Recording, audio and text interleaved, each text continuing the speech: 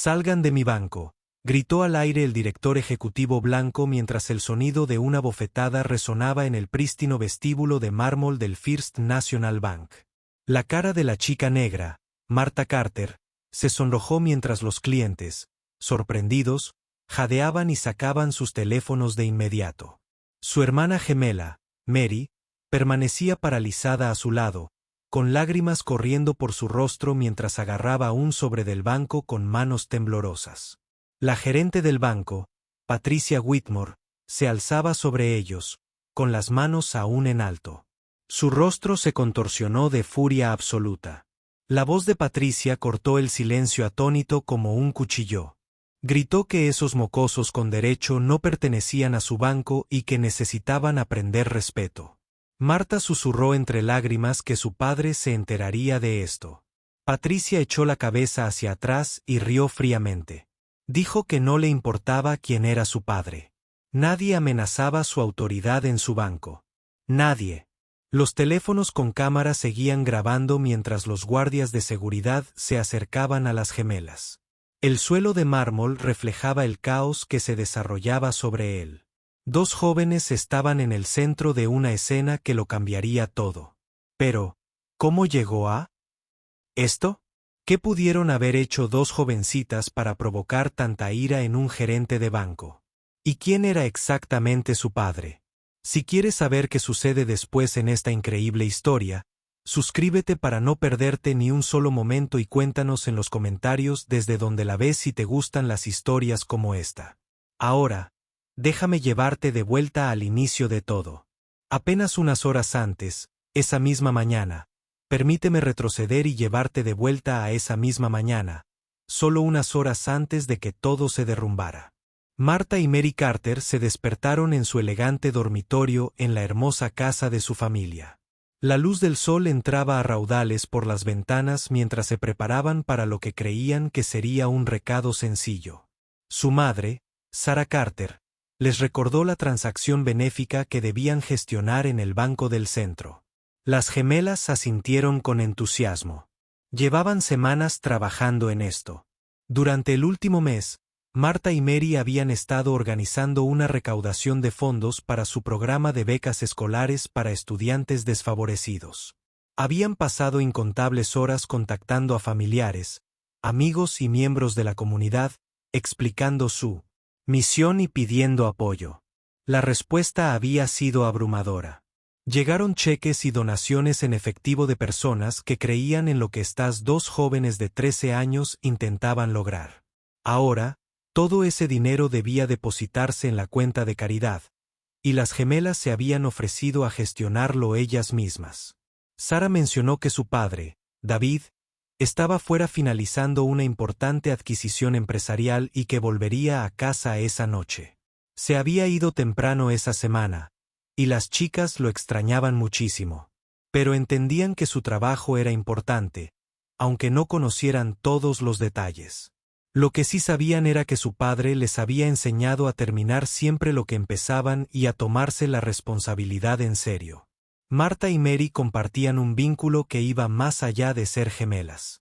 Se completaban las frases la una a la otra y se protegían con fiereza. Cuando una sufría, la otra lo sentía. Cuando una triunfaba, ambas lo celebraban. Pero también eran muy diferentes a su manera. Martha era franca y segura de sí misma, el tipo de chica que levantaba la mano primero en clase y no temía desafiar la injusticia cuando la veía. Quería estudiar derecho, algún día para luchar contra la injusticia. Mary era más tranquila y reflexiva, y prefería observar y analizar antes de hablar. Amaba las matemáticas y soñaba con ser analista financiera, alguien que pudiera usar los números para ayudar a las personas a tomar decisiones inteligentes. A pesar de la riqueza de su familia, sus padres las habían criado con fuertes valores de retribuir y tratar a todos con respeto. Sarah y David Carter se aseguraron de que sus hijas comprendieran que el privilegio conlleva responsabilidad. Les enseñaron a ver a las personas por quienes eran, no por su apariencia ni por cuánto dinero tenían. Las gemelas tomaron estas lecciones muy en serio, y esa era precisamente la razón por la que se habían esforzado tanto en la recaudación de fondos para esta beca. Pero la vida no siempre había sido fácil para Marta y Mary. Incluso con todas sus ventajas, ya se habían enfrentado al racismo sutil en su escuela privada y en su exclusivo barrio. Comentarios sobre su cabello, suposiciones sobre sus habilidades, ser seguidas en las tiendas mientras sus compañeros blancos compraban libremente. Cada incidente las hería, pero sus padres les habían enseñado dignidad y fuerza. Aprendieron a mantener la cabeza alta y a no dejar que nadie las hiciera sentir menos de lo que eran. Esa mañana, las gemelas llegaron al First National Bank en el lujoso auto de su madre. Salieron con sus uniformes de colegio privado, luciendo como las jóvenes educadas y refinadas que eran. Marta llevaba una cartera de cuero con cheques y donaciones para la cuenta de caridad. Mary sostenía los documentos de autorización. Observaron la imponente arquitectura del banco. Mientras caminaban hacia la entrada, las columnas de mármol y los pisos pulidos brillaban a la luz de la mañana. Se sentían seguras.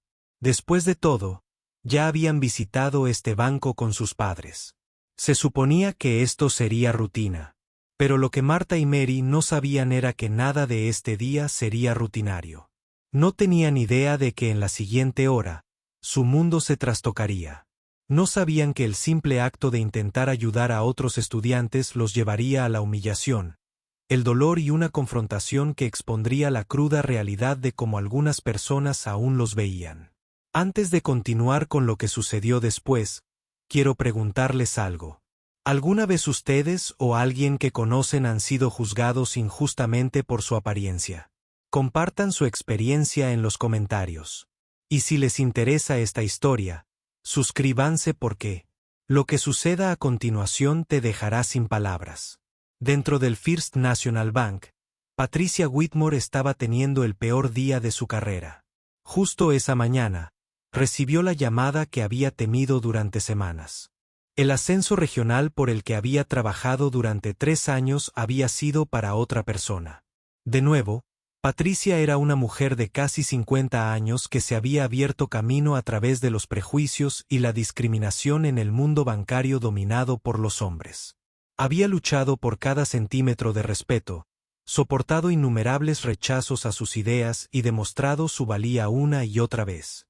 Pero en lugar de usar esa experiencia para generar empatía, Patricia se había convertido en aquello contra lo que una vez luchó.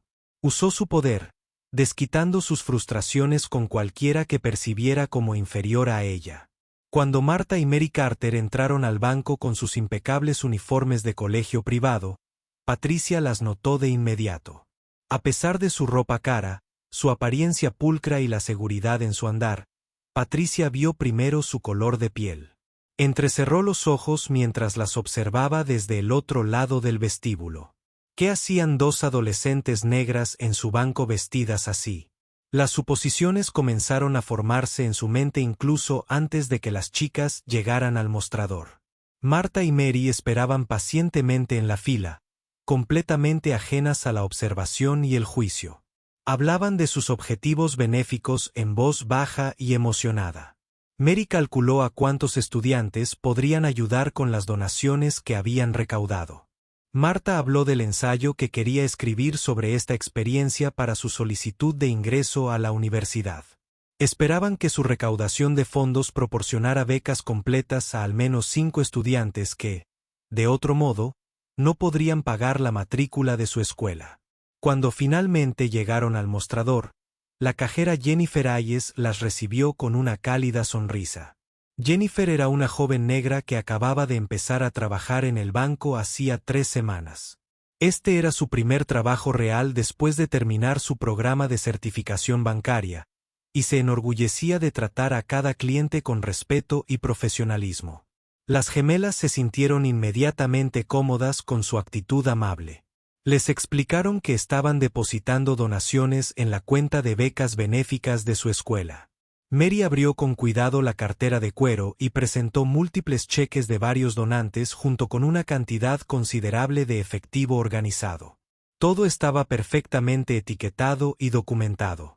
Los ojos de Jennifer se abrieron ligeramente al ver la cantidad, pero sonrió y comenzó a procesar la transacción según los procedimientos habituales. Solicitó la carta de autorización y la información de la cuenta, que las chicas le proporcionaron con prontitud. Pero Patricia había estado observando todo el intercambio y le hervía la sangre. Cruzó el vestíbulo furiosa, con los tacones resonando contra el suelo de mármol. Exigió saber por qué Jennifer procesaba una transacción tan grande con mineros. Su voz era tan fuerte que varios clientes se giraron a mirarla. Jennifer levantó la vista, sorprendida por el tono agresivo. Empezó a explicar que las chicas contaban con la autorización correspondiente, pero Patricia la interrumpió. Mary explicó cortésmente que contaban con la autorización de su escuela y de sus padres para gestionar esta cuenta benéfica. Levantó la carta oficial con el membrete de la escuela y las firmas del director y de sus padres. Su voz era tranquila y respetuosa, tal como le habían enseñado sus padres. Pero Patricia no la escuchaba. Tomó la cartera del mostrador y examinó los cheques con exagerada sospecha. Levantó cada uno a contraluz como si buscara alguna falsificación. Patricia se preguntó si los cheques eran legítimos. Sus palabras destilaban acusación al insinuar que las chicas podrían haberlos falsificado. La sugerencia flotaba en el aire como veneno. Marta sintió que se le encendía la cara, pero mantuvo la voz firme. Con firmeza pero respeto, le pidió a Patricia que verificara la cuenta en el sistema bancario, mostrando de nuevo su carta de autorización estudiantil. Seguramente la computadora mostraría que todo estaba en orden. Otros clientes comenzaron a notar la confrontación. Algunos parecían incómodos, moviéndose en la fila y evitando el contacto visual. Otros sacaron sus teléfonos, presintiendo que algo andaba mal en el trato que este gerente daba a dos chicas jóvenes. Un señor mayor con traje frunció el ceño profundamente. La joven madre acercó a su hijo, susurrándole que guardara silencio. Patricia exigió hablar con los padres de la chica de inmediato. Se negó a procesar la transacción sin la supervisión de un adulto. A pesar de tener la carta de autorización en la mano, Mary explicó con la mayor paciencia posible que su madre estaba en una reunión de la junta directiva del hospital y su padre en un viaje de negocios. Ambos estarían disponibles más tarde, pero las chicas habían recibido permiso para gestionar la transacción ellas mismas. Patricia se burló, incluso torciendo el labio al decir que los niños no debería manejar tanto dinero sin la supervisión de un adulto. La forma en que enfatizó la palabra niños la hizo parecer un insulto. Marta y Mary intercambiaron una mirada. Ya se habían enfrentado a adultos despectivos antes, pero algo en la hostilidad de Patricia se sentía diferente, más oscuro, más personal. Jennifer intentó intervenir en silencio. Su voz era profesional pero amable al señalar que la carta de autorización y la información de la cuenta estaban en orden según la política del banco. Lo había verificado todo. No había razón para no procesar esta transacción. Pero Patricia se giró bruscamente para mirarla y la mirada en sus ojos hizo que Jennifer diera un paso atrás. Patricia espetó que Jennifer estaba cuestionando las decisiones de la gerencia y que si lo volvía a hacer, habría un informe formal en su expediente. El rostro de Jennifer se ensombreció. Llevaba menos de un mes en este trabajo y no podía permitirse ninguna marca en su expediente. Las gemelas intercambiaron miradas preocupadas, dándose cuenta de que la situación se estaba volviendo innecesariamente hostil. Ya no se trataba de procedimientos bancarios. Algo más estaba sucediendo, algo desagradable que reconocían de experiencias pasadas, pero que nunca habían enfrentado con tanta intensidad. Marta reflexionó profundamente.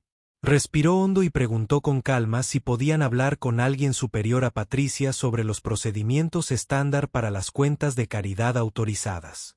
Era una petición razonable, expresada con el tono más respetuoso posible, pero el rostro de Patricia se encendió de rabia al ser desafiada por unas niñas de 13 años. ¿Quiénes se creían que eran estas chicas? ¿Qué la estaban robando en su banco? Las venas de su cuello se le hicieron visibles a medida que su ira aumentaba. Ella era la gerente. Ella tomaba las decisiones y estas dos chicas con sus uniformes caros y su proyecto de caridad no iban a socavar su autoridad. Fue entonces cuando una clienta blanca de edad avanzada llamada Ellen Morrison habló. Ellen llevaba 30 años operando en esta sucursal y nunca había visto algo así. Su voz era firme y clara al decir que la gerente estaba siendo completamente irrazonable con estas jóvenes. Lo habían hecho todo correctamente. ¿Por qué tardaba tanto? Varios otros clientes murmuraron en señal de acuerdo. Patricia se giró hacia Ellen, perdiendo aún más el control. Le dijo a Ellen que se ocupara de sus asuntos o que llevara sus cuentas a otro lado. La amenaza era clara en su voz. Ellen se quedó boquiabierta. Conmoción. En 3 décadas trabajando en la banca, nadie le había hablado así, pero se mantuvo firme, cruzándose de brazos y mirando fijamente a Patricia. Mary intentó desesperadamente calmar la situación. Le temblaba un poco la voz al sugerir que simplemente harían que su madre viniera mañana para completar la transacción. Podrían volver. No valía la pena todo este conflicto. Solo quería irse antes de que las cosas empeoraran. Pero a Patricia no le interesaba calmar la situación. Le interesaba el control. Patricia les bloqueó el paso, interponiéndose frente a las gemelas para que no pudieran irse. Anunció que necesitaba verificar personalmente cada cheque con los donantes antes de que cualquier transacción pudiera continuar. Llamaría a cada donante uno por uno para confirmar que realmente habían emitido esos cheques. La insinuación era clara e insultante. Sugirió que las chicas podrían haber robado los cheques o manipulado a donantes mayores para que les dieran dinero. Los ojos de Marta brillaron de ira ante la acusación. Había trabajado muy duro en esta recaudación de fondos. Ambas lo habían hecho. Y ahora esta mujer insinuaba que eran ladronas y estafadoras. Pero Marta mantuvo la compostura, aprovechando cada lección que sus padres le habían enseñado sobre la tolerancia bajo presión. Empezó a enumerar de memoria a los donantes por nombre. Estaban Jonathan Richardson, director ejecutivo de Richardson Industries, Margaret Chen, fundadora de Chen Medical Group, Robert y Elizabeth Thompson, dueños de la mitad de los inmuebles comerciales del centro, y David Okonkwo, el abogado más prominente de la ciudad. La lista seguía. Una lista de empresarios prominentes y líderes comunitarios que habían creído en 2 niñas de 13 años y su misión. Pero Patricia descartó esto de inmediato. Dijo que cualquiera podía memorizar los nombres. Eso no probaba nada. Las niñas podrían haber obtenido esos nombres de cualquier lugar, de Internet o de las páginas de sociedad. Su paranoia estaba en pleno auge, alimentándose a sí misma. Amenazó con llamar a la policía para que investigaran un posible fraude y maltrato a personas mayores. Sacó su teléfono como para cumplir la amenaza en ese mismo instante. Fue entonces cuando Mary sacó su propio teléfono para llamar a su madre. Le temblaban las manos y se le llenaban los ojos de lágrimas. Solo quería a su madre. Quería a un adulto que pudiera poner fin a esta pesadilla. Quería irse a casa y olvidar toda esta horrible experiencia. Su dedo se cernía sobre la información de contacto de su madre. Y fue entonces cuando Patricia Whitmore perdió el control por completo. Lo que sucedió después sería grabado en múltiples teléfonos, visto por millones de personas y lo cambiaría todo para todos los involucrados. Pero antes de contarles lo que hizo Patricia, necesito que respondan a esta pregunta. ¿Qué habrían hecho si hubieran sido uno de esos clientes que vieron cómo se desarrollaba esto? ¿Habrían hablado como Ellen o se habrían quedado callados? Cuéntenme en los comentarios. Y si quieren ver cómo explota esta situación y con quién se metió realmente Patricia Whitmore, deben suscribirse ahora mismo porque la siguiente parte de esta historia los dejará atónitos. La mano de Patricia Whitmore se disparó como una serpiente. Le quitó el teléfono a Mary de un manotazo, y en su furia, su palma impactó con fuerza en la cara de Mary. El crujido de carne contra carne resonó por el prístino vestíbulo de mármol del First National Bank. El tiempo pareció detenerse. El banco quedó en completo silencio, salvo por las exclamaciones colectivas de los clientes conmocionados y el sonido de varios teléfonos que se alzaban para grabar lo que había sucedido. Acababa de ocurrir. Mary se quedó paralizada, levantando lentamente la mano para tocarse la mejilla ardiente. El dolor fue agudo e inmediato. Pero peor que el dolor físico fue la conmoción, la humillación, la total incredulidad de que un adulto la acabara de golpear. Un gerente de banco acababa de golpear a una niña de 13 años delante de docenas de testigos. Las lágrimas comenzaron a correr por el rostro de Mary cuando la realidad de lo sucedido la azotó como una ola. Marta se movió de inmediato para proteger a su hermana. Se colocó entre Mary y Patricia. Su joven cuerpo temblaba con una mezcla de miedo y rabia. Sus instintos protectores lo superaban todo. Nadie volvería a tocar a su hermana. No mientras ella estuviera allí de pie. Marta rodeó a Mary con un brazo, acercándola a ella sin apartar la mirada de Patricia. Pero Patricia no se acobardaba. En todo caso, la violeta pareció desatar algo aún más oscuro en ella. Gritó pidiendo seguridad a todo pulmón. Su voz era estridente y presa del pánico mientras afirmaba que las chicas la habían atacado e intentado robar en el banco. Señaló las miró con un dedo tembloroso, con el rostro enrojecido y el pecho agitado por una indignación fingida. Dos guardias de seguridad, Michael Torres y James Reed, se acercaron al lugar con incertidumbre. Michael era un guardia veterano que llevaba 8 años trabajando en el banco. Había estado cerca de la entrada y había presenciado todo el enfrentamiento. Su rostro reflejaba preocupación porque sabía exactamente lo que había sucedido. Había visto cómo la agresión de Patricia se intensificaba. La había visto golpear a una niña. Sabía que Patricia mentía, y saberlo le entristecía el estómago. Pero James era más nuevo en el trabajo, solo llevaba 3 meses, y había sido entrenado para seguir las órdenes de la gerencia sin rechistar. Se acercó a las chicas con determinación, con la mano en la radio. Jennifer no esperó a ver qué pasaba. Corrió hacia las oficinas traseras para llamar a la directora de recursos humanos del banco, Amanda Foster. El corazón le latía con fuerza mientras sus pies la impulsaban a toda velocidad. Esto había ido demasiado lejos. Demasiado lejos. Una niña había sido agredida, y necesitaba a alguien con autoridad real para detenerlo antes de que se agravara. Peor. De vuelta en el vestíbulo, la mejilla de Mary ya se estaba hinchando. Una marca roja e irritada, con la forma perfecta de la mano de Patricia, se extendía sobre su piel oscura. Las lágrimas corrían por su rostro. Pero Marta la abrazó y habló con claridad.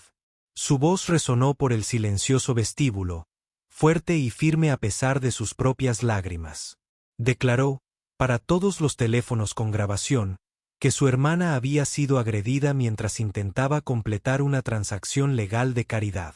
Dijo que no habían hecho nada malo, nada violento, nada que mereciera ser golpeada. Sus palabras fueron cuidadosas y precisas, exactamente el tipo de testimonio que su padre le había enseñado a dar si alguna vez presenciaba una injusticia.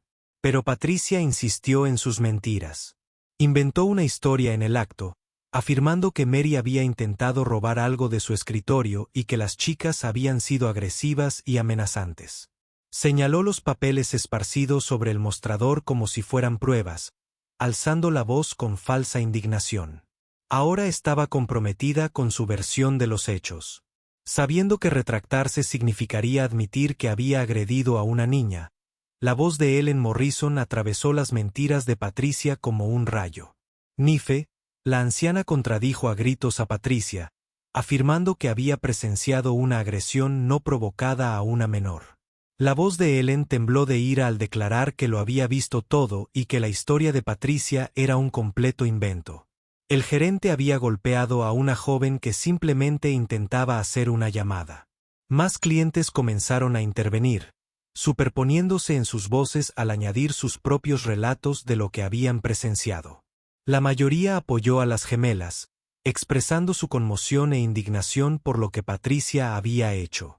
Pero algunos permanecieron en silencio, retrocediendo y con aspecto incómodo, reacios a involucrarse o a hablar en contra de la autoridad, incluso sabiendo lo que habían visto. Su silencio era una especie de complicidad. Amanda Foster irrumpió por las puertas de la oficina y entró en el vestíbulo. Quedó horrorizada por la escena que la recibió. Clientes con sus teléfonos grabando, guardias de seguridad rondando con incertidumbre, y en medio de todo, una niña de 13 años llorando con la cara hinchada, sujetada por su hermana. La compostura profesional de Amanda se quebró por un instante al analizar la situación. ¿Qué había pasado en su banco? Patricia se lanzó de inmediato a su falsa versión, con voz desesperada. Afirmó que las chicas habían intentado cometer un fraude y se habían vuelto físicamente agresivas al ser confrontadas por la transacción sospechosa. Se presentó como la víctima, una gerente que simplemente intentaba proteger al banco de delincuentes que, casualmente, eran menores de edad. Su actuación habría sido impresionante si no hubiera sido tan evidentemente falsa. Amanda interrumpió la historia de Patricia con una simple pregunta. Pidió ver las grabaciones de seguridad de inmediato. Su voz era tranquila pero firme, el tono de alguien que había gestionado crisis antes y sabía que los hechos importaban más que las versiones contradictorias. La petición quedó suspendida en el aire entre ellas. Patricia palideció un poco, pero mantuvo la compostura. Dijo que las cámaras de esa zona estaban en mantenimiento, que no había grabaciones disponibles de ese incidente en particular. Era un momento desafortunado, pero no se podía hacer nada al respecto. Su voz era suave, practicada, y la mentira fluía de su lengua con facilidad. Pero era una mentira, y Jennifer lo sabía. La joven cajera había regresado con Amanda y estaba lo suficientemente cerca como para oírla. Se inclinó y le susurró con urgencia que las cámaras funcionaban a la perfección. Había visto al equipo de seguridad revisando las grabaciones esa misma mañana. No había ningún servicio programado. Patricia mentía sobre las cámaras, igual que mentía sobre todo lo demás. Amanda sacó inmediatamente su teléfono y llamó a la oficina de seguridad. Solicitó que le mostraran las grabaciones del vestíbulo principal de los últimos 30 minutos de inmediato. Su tono era indiscutible. Quería esas grabaciones y las quería ya. Patricia se dio cuenta de que estaba perdiendo el control de la situación. Las paredes se cerraban y sentía que sus mentiras, cuidadosamente construidas, empezaban a desmoronarse. Hizo un movimiento desesperado, buscando el último resquicio de autoridad que le quedaba.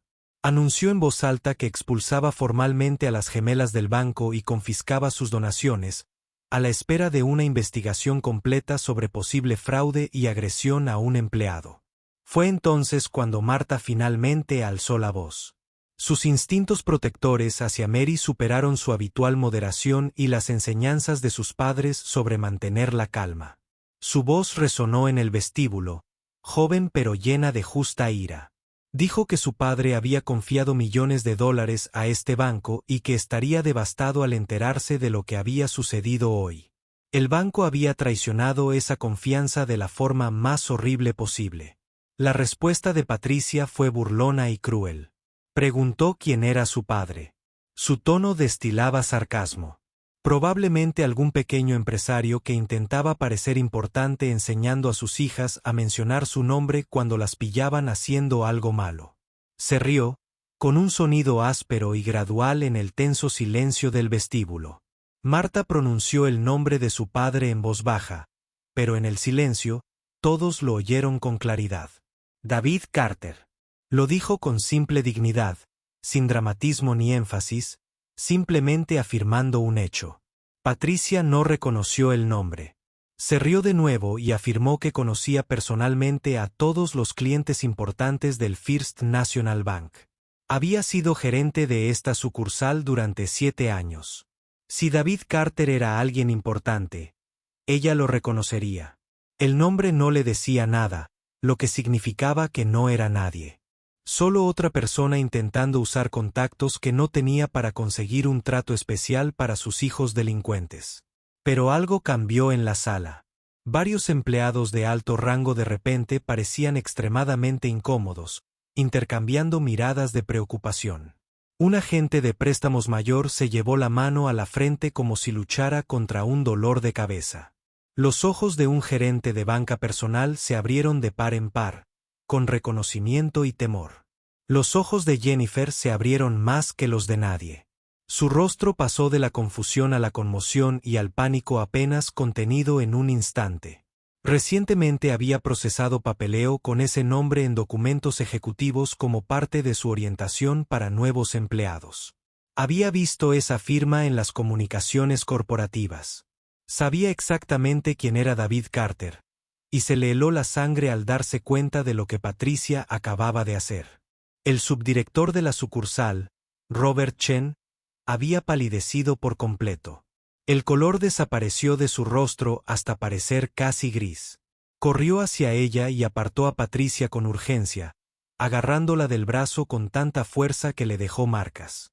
Se inclinó hacia ella, susurrándole frenéticamente al oído, con las palabras saliendo en un torrente rápido y desesperado.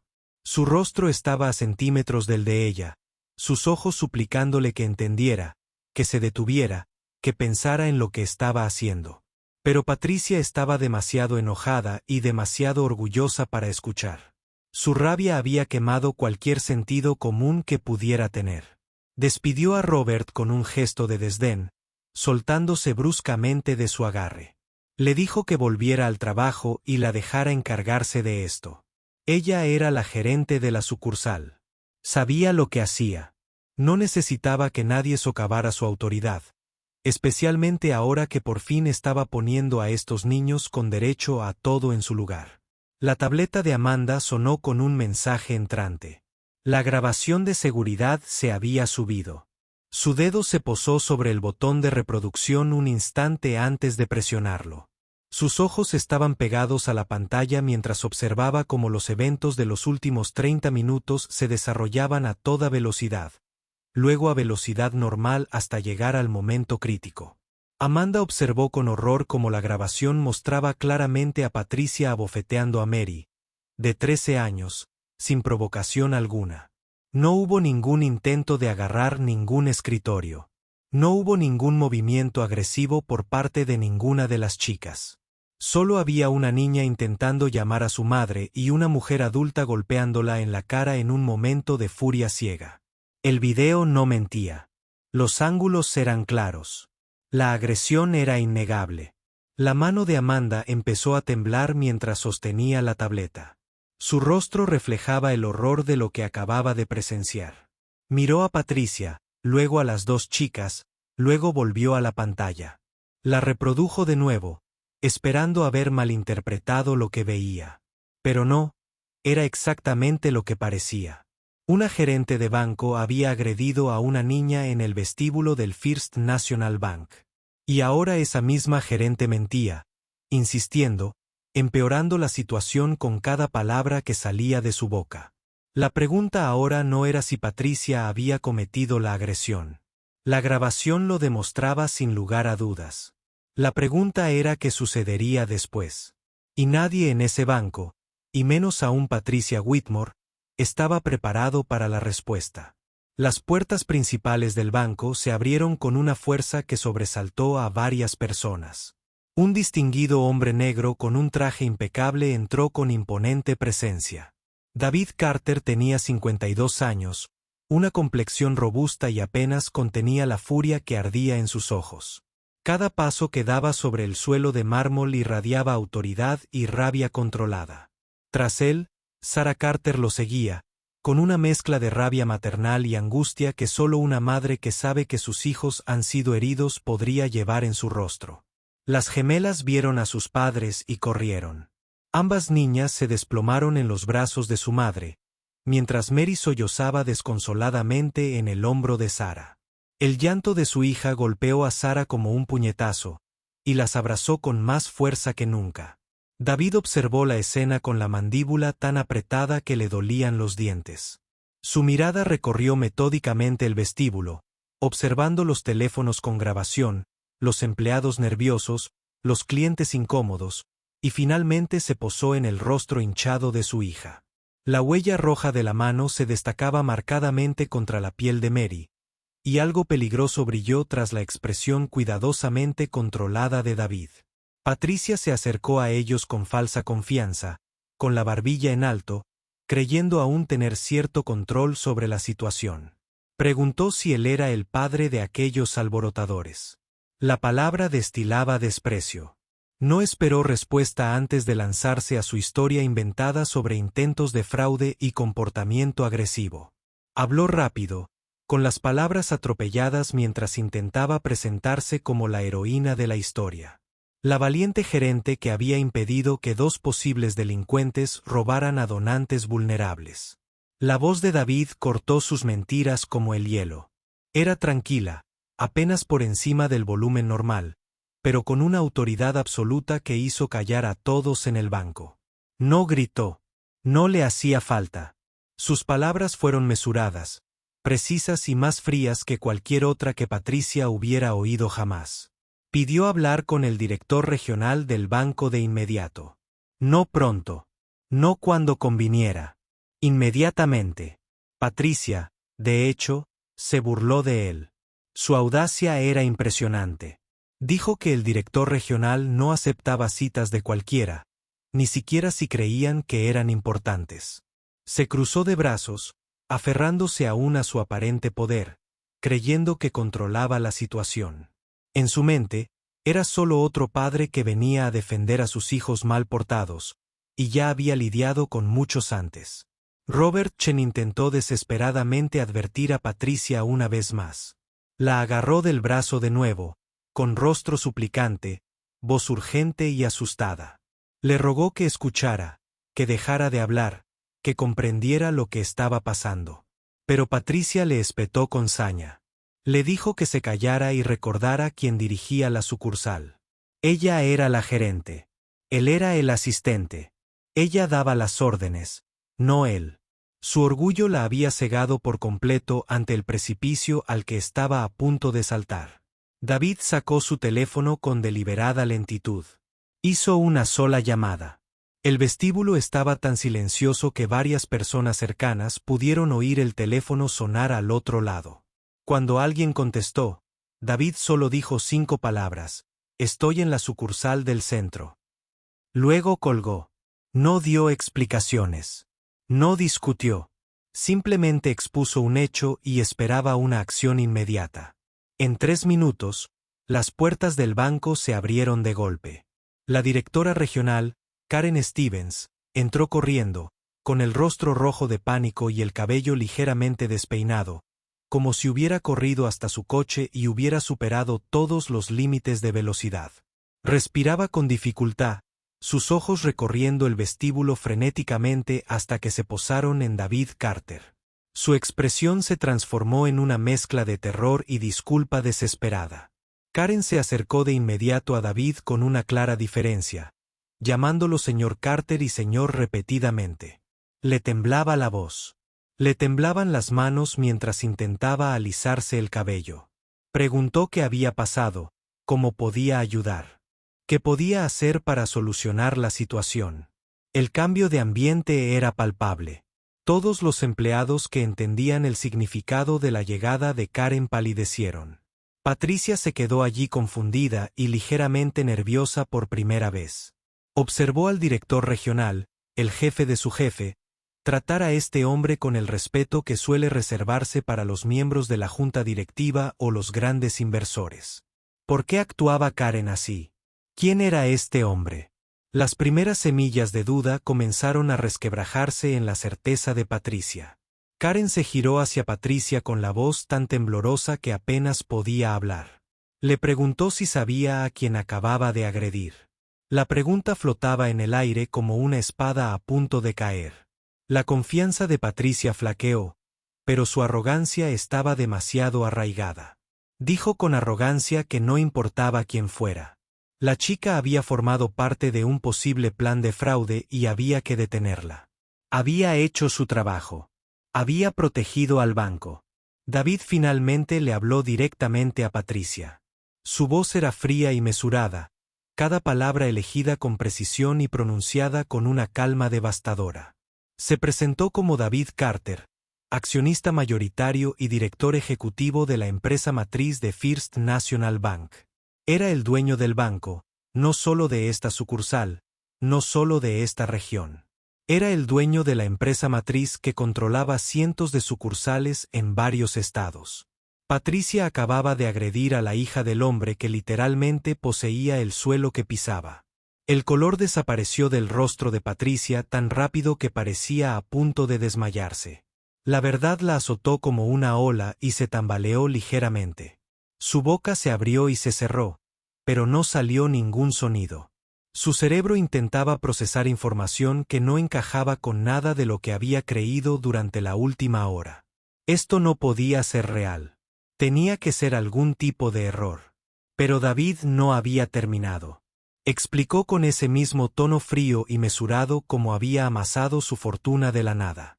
Habló de haber enfrentado discriminación toda su vida, de que le negaran préstamos por el color de su piel, de haber sido ignorado en oportunidades, de haber sido perseguido en tiendas, de haber sido considerado menos capaz, menos inteligente, menos digno de respeto. Describió cómo se había comprometido a crear un negocio donde todos fueran tratados con dignidad, sin importar su apariencia. Había construido todo su imperio sobre ese principio.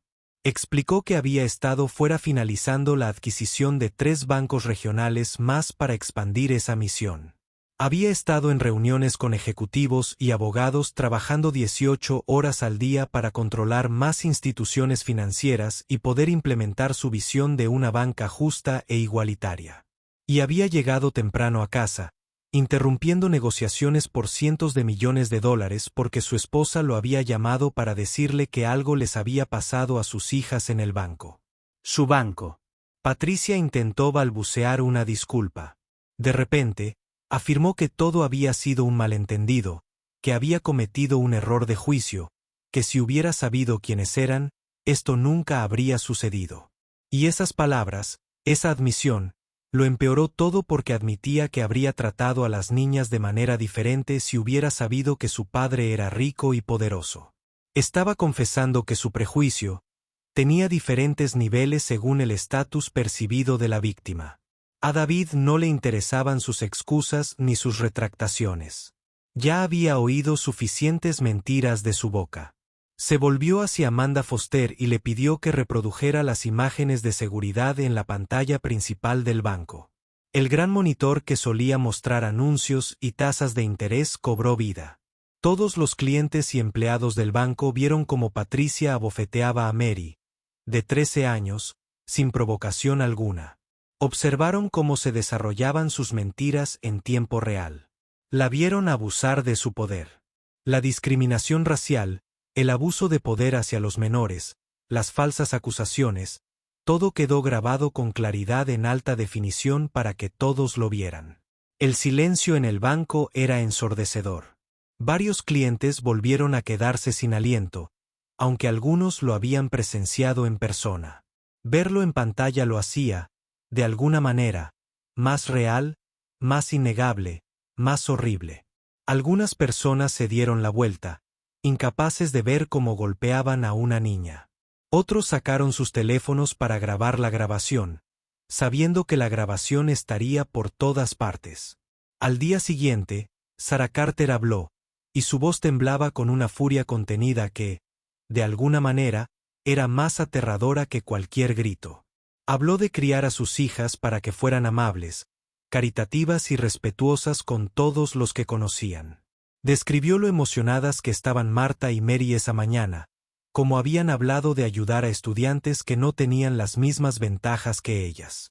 Pintó la imagen de 2 jóvenes de buen corazón que intentaban hacer algo significativo, solo para encontrarse con odio y violencia. Sarah le hizo a Patricia una pregunta más profunda que cualquier acusación.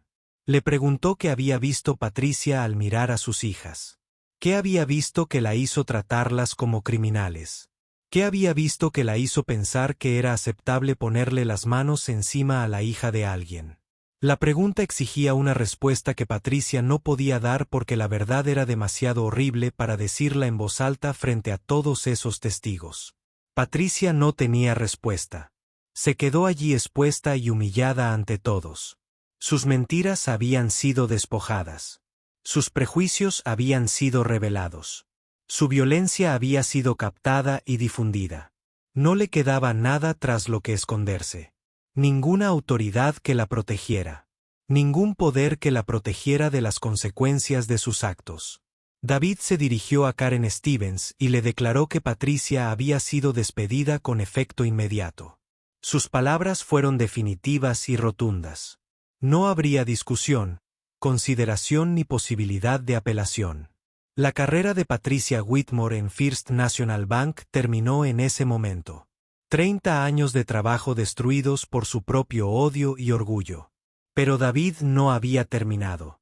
Exigió una investigación exhaustiva sobre la cultura del banco y si otros empleados compartían los prejuicios de Patricia.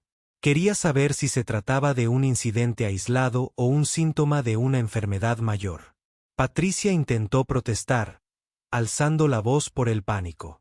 Amenazó con emprender acciones legales por despido injustificado. Afirmó que tenía derechos, que no podían despedirla así como así, que existían procedimientos y protocolos. Se aferró a cualquier cosa que pudiera salvarla de las consecuencias que se le avecinaban. David respondió con una calma devastadora. Señaló que la agresión a menores era responsabilidad tanto penal como civil. Grabada en video con múltiples testigos, su despido no fue injusto, sino legalmente obligatorio. Añadió que su falso informe a seguridad y su intento de confiscar fondos de caridad podrían ser cargos adicionales. Podía amenazar con emprender acciones legales, todo lo que quisiera, pero él contaba con un ejército de abogados que estarían encantados de defender este caso. Y todos y cada uno de esos abogados ganarían. Patricia se dio cuenta de que no tenía influencia, nada con que negociar, ninguna carta que jugar. Empezó a suplicar por su trabajo, con la voz quebrada al afirmar repentinamente que había cometido un terrible error. Se disculpó profusamente con los gemelos, con David, con Sara, con todos en el banco. Pero sus disculpas sonaron huecas porque todos sabían que solo lamentaba haber sido descubierta. Solo lamentaba haber golpeado a los hijos de la persona equivocada. Entonces Jennifer Hayes dio un paso al frente con valentía. Su voz era tranquila pero firme al compartir que Patricia también había creado un ambiente de trabajo hostil para ella. Reveló que en tan solo 3 semanas de empleo, Patricia había hecho varios comentarios sobre su cabello, diciendo que se veía poco profesional. Patricia había cuestionado su apariencia, sugiriendo que vistiera de forma más conservadora. Patricia había cuestionado sus cualificaciones repetidamente, preguntando delante de los clientes si estaba segura de saber lo que hacía. Jennifer se había mantenido callada porque necesitaba este trabajo, pero ya no iba a callarse. Otros empleados comenzaron a denunciar el patrón de discriminación y microagresiones de Patricia. Un cajero hispano comentó que Patricia se burlaba de su acento. Un agente de préstamos asiático describió que le preguntaron de dónde era realmente. Un empleado musulmán compartió cómo Patricia había hecho comentarios incómodos sobre su hijab. Uno a uno, fueron dando un paso al frente, sus voces cada vez más fuertes al darse cuenta de que no estaban solos, de que sus experiencias importaban, de que por fin alguien los escuchaba. Ellen Morrison dio un paso al frente y se ofreció a declarar como testigo sobre todo lo que había observado ese día. Dijo que testificaría en el tribunal si era necesario. Lo había visto todo y no permitiría que Patricia tergiversara la verdad. Varios otros clientes se hicieron eco de su oferta, sacando tarjetas de visita y anotando sus datos de contacto para los abogados de David. Michael Torres, el guardia de seguridad, confirmó haber presenciado la agresión y que se le había ordenado respaldar la versión falsa de Patricia. Se disculpó con los gemelos, diciendo que debería haber hablado de inmediato. Había tenido miedo de perder su trabajo, pero verlo sufrir lo había atormentado durante todo el enfrentamiento. Prometió declarar detalladamente sobre todo lo que había presenciado. Más clientes se unieron al coro. Algunos compartieron sus propias experiencias incómodas con el comportamiento de Patricia a lo largo de los años. Los comentarios sutiles, las miradas sospechosas, el escrutinio adicional que algunos clientes recibían mientras otros pasaban sin problemas. El patrón era innegable ahora que la gente se sentía lo suficientemente segura como para hablar. Patricia estaba en el centro de todo, viendo cómo su mundo se derrumbaba a su alrededor. Cada palabra era un clavo más en el ataúd de su carrera, su reputación, la imagen que había construido de sí misma como profesional. Se creía intocable. Estaba muy equivocada. ¿Qué crees que debería pasarle ahora a Patricia? ¿Merece una segunda oportunidad o ha cruzado una línea infranqueable? Cuéntamelo en los comentarios y asegúrate de suscribirte porque la ilusión de esta historia y el impacto duradero que tiene te sorprenderán. Patricia Whitmore fue escoltada fuera del banco por personal de seguridad. Los mismos guardias que había comandado hacía apenas una hora ahora caminaban a ambos lados de ella, guiándola con firmeza hacia la salida. Ya no tenía el control. Tenía la cabeza gacha, los hombros hundidos, y lágrimas de vergüenza y miedo corrían por su rostro. Su carrera fue destruida por su propio odio y prejuicio. 30 años de ascensos corporativos, perdidos en una sola tarde porque no veía más allá del color de la piel de 2 niños. Los clientes la vieron marcharse, algunos con satisfacción, otros con lástima, pero todos con la comprensión de que la justicia, por muy tardada que fuera, finalmente había llegado. Cuando las puertas se cerraron tras Patricia, David Carter por fin se permitió respirar. Se giró hacia sus hijas y se arrodilló a su altura. Su costoso traje se arrugó contra el suelo de mármol. Examinó el rostro de Mary con suave preocupación, su gran mano rozando con cuidado la mejilla hinchada donde la huella de Patricia aún brillaba roja. Apretó la mandíbula, pero su tacto permaneció tierno. Se disculpó por no poder protegerlas de esto, porque su viaje de negocios le había impedido estar allí cuando más lo necesitaban. Su voz se quebró por la emoción al hablar. Marta insistió en que no era su culpa. Explicó que habían intentado manejarlo con madurez, tal como él les había enseñado. Habían sido respetuosas. Habían seguido los procedimientos. Lo habían hecho todo bien. Su voz era fuerte, pero sus ojos delataban lo asustada que había estado. Quería que su padre supiera que lo habían intentado, que no se habían rendido ni luchado, que se habían aferrado a su dignidad incluso cuando parecía imposible. Mary habló entre lágrimas. Su voz era débil y confusa. Dijo que no entendía por qué el gerente las odiaba tanto. ¿Qué habían hecho mal? ¿Por qué un extraño las había mirado y las había considerado delincuentes? ¿Por qué ser educadas no había sido suficiente? ¿Por qué hacer lo correcto las había lastimado? Las preguntas brotaban de ella, a sus 13 años, tratando de encontrarle sentido a un odio sin sentido. Los ojos de David se llenaron de lágrimas mientras abrazaba fuertemente a sus 2 hijas. Les explicó que algunas personas albergan un odio que no tiene nada que ver con quién eres. No se trata de tu carácter, tus acciones ni tu valor. Se trata de su propio miedo, su propia inseguridad, sus propios prejuicios aprendidos que han envenenado sus corazones. Les dijo que no habían hecho nada malo, que las acciones de Patricia reflejaban su carácter, no el de ellas. Cada lágrima que derramaron fue válida, pero nunca deberían dudar de su propio valor por la ceguera de otra persona. Sara abrazó a sus 2 hijas y se unió a su esposo en el suelo. Sus lágrimas se mezclaron con las de ellas. Las elogió por su dignidad y valentía.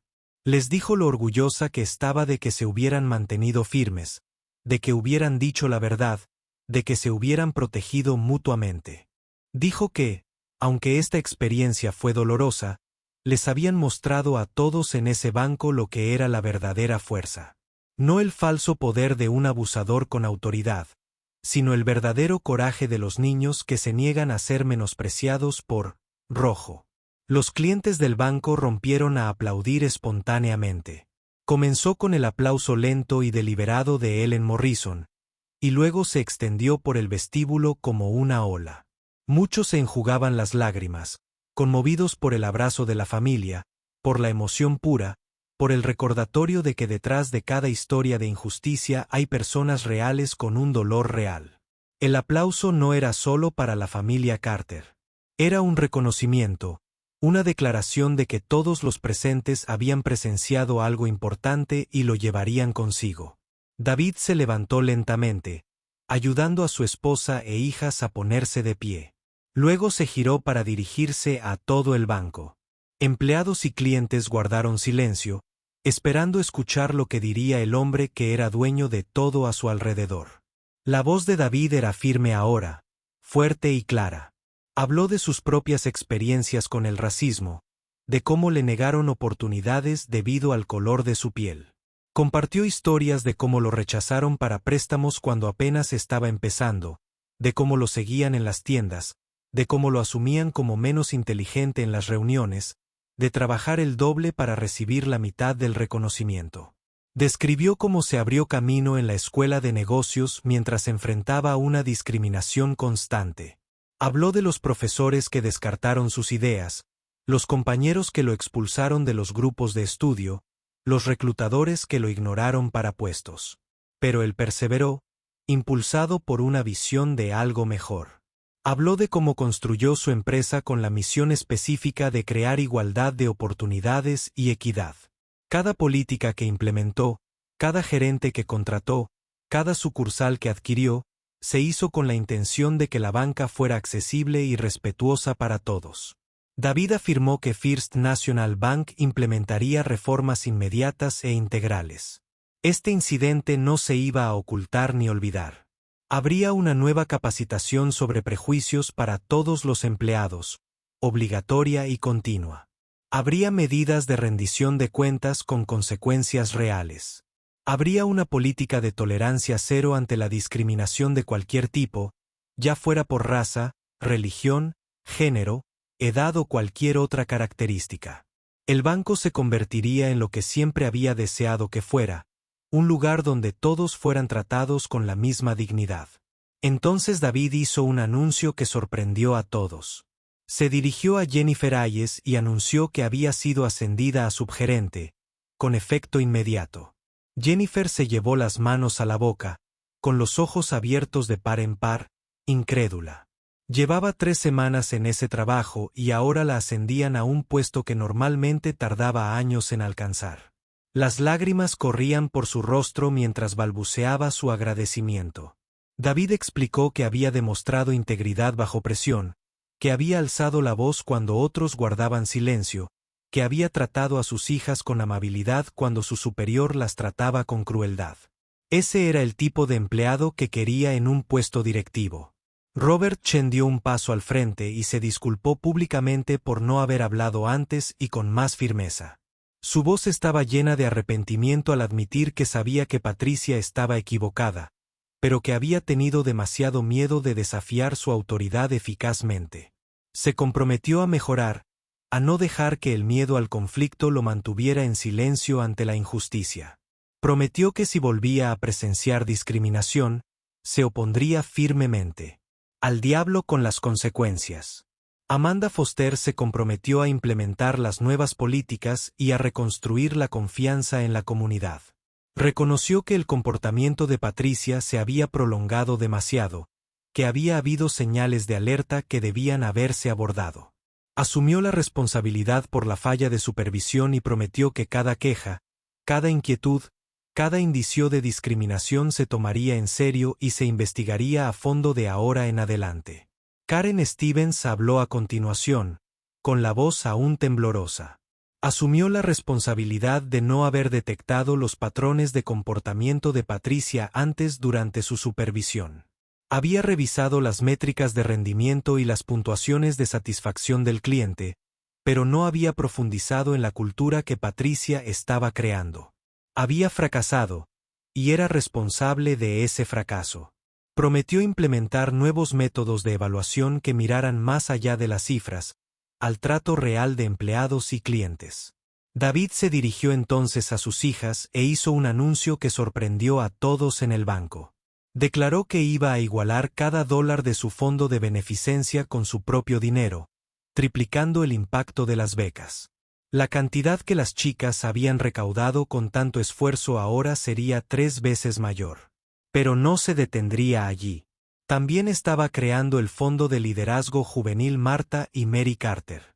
Este apoyaría a jóvenes que tomaran la iniciativa para ayudar a sus comunidades a pesar de enfrentar obstáculos. Jóvenes que demostraron valentía y carácter, tal como lo habían hecho sus hijas hoy. Las gemelas estaban abrumadas. Marta miró a María, María miró a Marta y ambas miraron a sus hijas. Padre con expresiones de asombro y gratitud. Se dieron cuenta de que algo positivo estaba surgiendo de esta dolorosa experiencia. Su labor benéfica, interrumpida por el odio, ahora ayudaría a más estudiantes de los que jamás habían soñado. El peor día de sus jóvenes vidas se estaba transformando, de alguna manera, en algo significativo. Ellen Morrison se acercó a la familia con paso lento y decidido. Compartió su propia historia de décadas pasadas, con su voz cargada de años de experiencia. Reveló que había participado en marchas por los derechos civiles en la década de 1960, que la habían arrestado por sentarse en las barras de los restaurantes, que había caminado junto a personas que luchaban por la dignidad humana básica. Dijo que le rompía el corazón que esto todavía ocurriera, que en 2025, los niños siguieran siendo juzgados por el color de su piel, siguieran siendo agredidos por existir siendo negros. Pero agradeció a Marta y Mary por su dignidad y valentía. Dijo que le habían recordado porque la lucha continuaba, porque cada generación tenía que levantarse una y otra vez. Ellen sacó su chequera allí mismo, en el vestíbulo, y extendió un cheque considerable para el fondo benéfico. Su mano temblaba levemente al escribir, pero su firma era contundente y clara. Su acción inspiró a otros. Varios clientes se acercaron con palabras de apoyo y donaciones adicionales. Sacaron sus teléfonos para transferir dinero, emitieron cheques y prometieron cantidades que sus empresas enviarían. La generosidad provenía de personas conmovidas por lo que presenciaron, que querían ser parte de la solución en lugar de ser observadores silenciosos del problema. Una niña negra, de unos 10 años, había estado en el banco con su madre todo el tiempo. Se acercó a Marta y Mary con timidez, sosteniendo la mano de su madre con fuerza. Miró a las gemelas con ojos abiertos y admirados y dijo que quería ser como ellas cuando fuera mayor. Quería ser lo suficientemente valiente para defender lo correcto, incluso cuando ocurrían cosas aterradoras. Su voz era baja pero sincera. La voz de una niña que había visto a niñas mayores enfrentarse a algo terrible y salir con la dignidad intacta. Marta se arrodilló a la altura de la niña, consciente ahora de lo importante que era estar al lado de los niños donde quiera que estuvieran. Le dijo a la niña que podía ser incluso más valiente que ellos. Dijo que cada voz importaba, sin importar cuán pequeña o joven fuera. La animó a alzar la voz cuando veía injusticias, a ser amable cuando otros eran crueles, a recordar que la valentía no consistía en no tener miedo. Se trataba de hacer lo correcto incluso cuando se estaba aterrorizada. Mary añadió que tener miedo estaba bien. Admitió que había sentido miedo en el momento en que la mano de Patricia le golpeó la cara. Pero hacer lo correcto de todos modos, defenderse a sí misma y a los demás de todos modos, eso era lo que te hacía fuerte. Le dijo a la niña que ya era valiente con solo acercarse a ellos, con decir su verdad, con soñar con un futuro donde pudiera marcar la diferencia. La familia se preparó para salir del banco, lista para dejar atrás esta pesadilla y comenzar a sanar. Pero David tenía una cosa más que abordar. Se dirigió a los clientes que habían grabado el incidente con sus teléfonos. Les preguntó si estaban dispuestos a compartir las imágenes públicamente. La pregunta obtuvo la aprobación inmediata de varias personas. Querían justicia y concienciación. Querían que el mundo viera lo que había sucedido allí, no por venganza, sino por educación, por rendición de cuentas, por un cambio. David declaró que las imágenes se publicarían con el permiso de la familia para demostrar que el racismo no era solo historia, confinada en fotografías antiguas y documentales. Estaba sucediendo ahora, hoy, en bancos modernos de las grandes ciudades. Enfatizó la importancia de alzar la voz, de no ser testigos silenciosos de la injusticia, especialmente cuando se dirigía a niños. Agradeció a todos los que habían usado sus teléfonos para documentar la verdad, a quienes habían alzado la voz cuando otros guardaban silencio, a quienes habían elegido ser parte de la solución. La familia Carter finalmente salió junta del banco, caminando hacia las puertas y a la luz del sol. La claridad exterior parecía casi impactante después del drama de la luz fluorescente en el interior. Mary admitió que aún le dolía la cara, la hinchazón estaba sensible y el dolor era profundo. Pero también dijo que se sentía orgullosa de que no hubieran renunciado a su misión benéfica. Incluso después de todo, incluso después de haber sido humillada y agredida, todavía le importaba ayudar a otros estudiantes. Esa resiliencia, esa negativa a dejar que el odio envenenara su propio corazón, fue quizás la mayor victoria de todas. Marta dijo que estaba orgullosa de su hermana por mantenerse fuerte incluso cuando tenía miedo. Admitió que ella también había estado aterrorizada al ver la mano de Patricia posarse sobre el rostro de Mary, sin saber qué sucedería después. Pero se mantuvieron juntas, se protegieron mutuamente y sobrevivieron. Su vínculo como gemelas, ya fuerte, se había forjado aún más fuerte en el fuego de esa terrible experiencia. Sara declaró que estaban a disfrutar de su almuerzo favorito y luego a un spa para un día completo de mimos. Sus hijas merecían ser tratadas como tesoros preciados. Debían recordarles que su valor no disminuía por lo que una mujer odiosa había hecho. Merecían descanso, consuelo y la certeza de ser profundamente amadas. David estuvo totalmente de acuerdo. Dijo que algunas cosas eran más importantes que los negocios, más importantes que las adquisiciones, las expansiones regionales y los márgenes de ganancia. Sus hijas lo eran todo. Eran la razón por la que construyó su imperio, la motivación detrás de cada noche y madrugada. Si generar riqueza no significaba más que darles a sus hijas la seguridad de ser ellas mismas, de perseguir sus sueños, de hacer del mundo un lugar mejor, entonces cada sacrificio había valido la pena. Al alejarse, el banco las respaldaba, cambiado para siempre por lo que había sucedido dentro de sus paredes. Las gemelas se dieron cuenta de que el éxito de su padre no se trataba solo de acumular riqueza en cuentas. Se trataba de usar el poder para proteger y elevar a los demás. Se trataba de crear espacios donde todos pudieran ser tratados con justicia. Se trataba de asegurar que otros niños no tuvieran que enfrentar lo que ellos habían enfrentado. O al menos, que cuando lo hicieran, habría consecuencias y justicia. Ahora entendían por qué David trabajaba tan duro, por qué viajaba tan a menudo por negocios, porque sacrificaba tiempo con su familia. No solo estaba construyendo una empresa, estaba construyendo un legado de justicia y dignidad.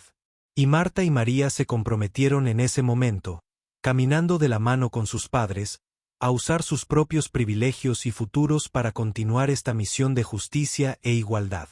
Nunca olvidarían este día y dedicarían sus vidas a asegurarse de que otros no tuvieran que pasar por lo mismo.